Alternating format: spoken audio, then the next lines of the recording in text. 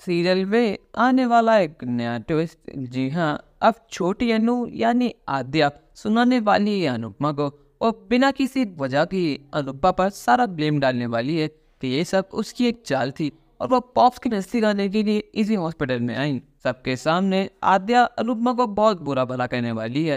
पर लेकिन अनुज आज भी अपनी छोटी बेटी आद्या के प्यार में इतना पागल है कि वो उसे दो थप्पड़ लगाने के बजाय समझाने वाला है और शांत करने की कोशिश करने वाला है कि आद्या तुम शांत हो जाओ। पर लेकिन यहाँ पर राजदीप अपनी चुप्पी तोड़ने वाला है और आद्या की क्लास लगा देने वाला है। वो आद्या को समझाएगा कि तमीज क्या होती है और अनुपा जी से बदतमीजी करने का नतीजा क्या होता है। असल में दोस्तों, अब तक छोटी अनु को इंजेक्शन लग चुका है और सब कुछ अच्छा चल रहा है।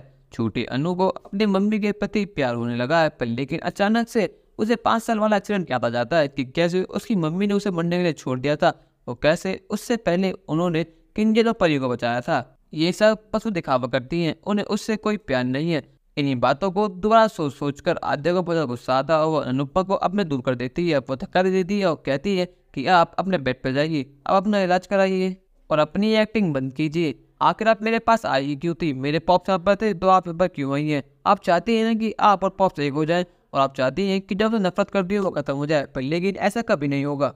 आप मेरी माँ ना कभी थी ना कभी बन पाएंगी। जो आपने 5 साल पहले मेरे साथ करा था, एक माँ अपने बच्चे को संग वो काम कभी नहीं कर सकती। आप मेरी माँ नहीं, आप मेरे दुश्मन है, तो बेहतर होगा कि आप मुझसे दूर रहे। यहाँ पर अनुज आद्या को शांत करता है। वो कहता है कि आद्या काम ना, अनुपमा के इसमें क्या गलती है? उसने तुम्हारी हेल्प करी है और एक तुम हो जब बात बात पर सुनाने लगती हो। आखिर तुम ठीक तो हो ना? आद्या अनुज से कहती है कि आपको तो बस हर जगह अनुपमा दिखती है, ये कुछ भी करे, ये मेरे साथ कुछ भी करती है, कुछ भी बोलती है, पर लेकिन आपको हर समय बस ये अच्छी लगती है, ये आपको सही लगती है। आखिर इनमें से क्या है? पॉप 5 साल पहले ये हम दोनों छोड़कर चली गई थी।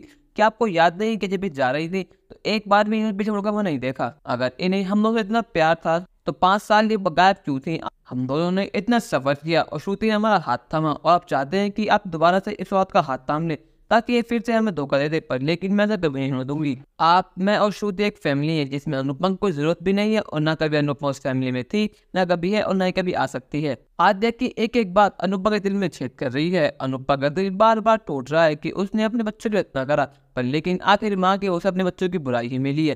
पर लेकिन यह यशदीप अपनी चुप्पी तोड़ देता है। वो कहता है कि मिस्टर कपाड़िया अपने बेटे को समझाइए, वरना अगर मैं वो खुल गया तो बहुत बुरा होगा। पर लेकिन आद्या के बदतमीजी शांत होने का नाम ही ले रही है। यहाँ पर अजीब को गुस्सा आ जाता है और वो आद्या से कहता है कि आप तो मैं कैसी बेटी हो? तुम अनुपमा जैसी माँ को डिजर्व करती ही नहीं हो। उन्होंने तुम्हारे लिए इतना करा, अरे उनके हाथ में फ्रैक्चर है, उनके हाथ में चोट लग रही है, पर लेकिन तुम्हारे दर्द की आग उन्होंने मदद बुला दिया। उन्होंने अपने सारी खुशी सारे दुख कुर्बान कर दिए क्योंकि सिर्फ तुम्हारी खुशी के लिए। और एक तुम हो कि तुम उस चीज का एहसान ही नहीं है, तुम उस चीज की कदर ही नहीं है। आगे तुम कैसी बेटी हो? 5 साल पहले जो कुछ भी हुआ तुम्हारे साथ, जो भी एक्सीडेंट हुआ और उस समय अनुपमा ने जो भी फैसला लिया होगा बिल्कुल सही लिया होगा। अनुपमा जी और मुझे मिले हुए कुछ महीने ही हुए हैं और इतने कम टाइम में अच्छे अच्छे दोस्त बन हुए हैं और मैं इन्हें समझ चुका हूँ कि जो भी करते हैं इस वजह से करती हैं और उसके पीछे एक अच्छा रीजन होता है। अपनी फैमिली, अपने बच्चों के लिए ये कुछ भी कर सकते हैं, किसी से भी लड़ सकती हैं, जहाँ तक कि अपनी जान भी दे सकती हैं। पर लेकिन तुम्हें जिसकी कदर ही नहीं है, तो अनुपमा जी को अपनी मां मानती ही नहीं हो। तुम्हें अभी इस चीज का एहसास ही नहीं है कि तुमने क्या खो दिया है। पर लेकिन जब तुम्हें एहसास होगा उस समय तक बहुत देर हो चुकी होगी। अनुपमा जी जिंदगी में आगे बढ़ चुकी होंगी और तुम चाहकर भी अनुपमा जी के पास नहीं आ पाओगी। यशदीप अनुज से कहता है कि आपके बेटे की बदतमीजी कुछ ज्यादा बढ़ चुकी है। मेरे एम्प्लॉय या मेरे दोस्तों की बदतमीजी के लिए मैं बिल्कुल सहन नहीं करूंगा, चाहे वो आप या आपके बेटी क्यों ना हो। दोस्तों, कहानी में नया ट्विस्ट आपको कैसा लगा? हाँ, कमेंट करके जरूर बताइएगा और चैनल को नहीं सब्सक्राइब तो कर लीजिए। धन्यवाद।